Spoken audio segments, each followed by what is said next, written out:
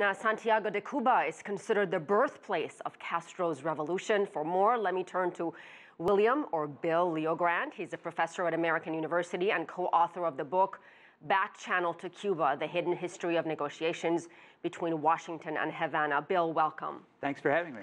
Talk to us a little bit more about the historical significance of Santiago de Cuba. Well, it's where all of Cuba's revolutions have begun.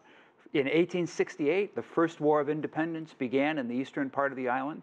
In 1895, it is where José Martí's Cuban Revolutionary Party launched the Second War of Independence that eventually brought about independence for Cuba. And it's, of course, where Fidel Castro launched his guerrilla struggle in the 1950s.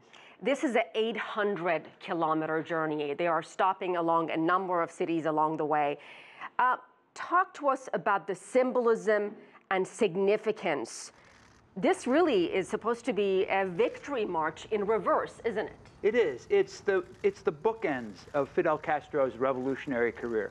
When the Batista regime fell on January 1st, 1959, it was Che Guevara who actually occupied Havana, and Fidel Castro and his column occupied Santiago. And over the course of the next week, Fidel and his caravan of fighters came on this same route across the length of Cuba, meeting cheering crowds and speaking to cheering crowds all along the way. Now, Fidel has passed from the scene, and he's retracing that historic journey back to Santiago. What are the arrangements once Fidel Castro's remains actually get to Santiago de Cuba? What can we expect to see at that point?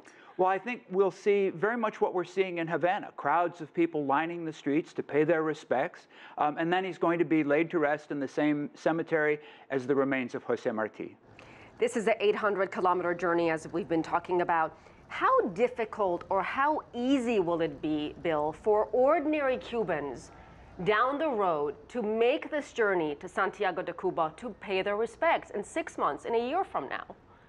Oh, well, it's a large island, it's a long island, but there's pretty good internal transportation. I think we'll see a constant stream of Cubans over the next year, 2 years, 3 years, going to Santiago to pay their respects at the grave. I think the most dramatic thing we'll see, though, we've seen these lines in Havana.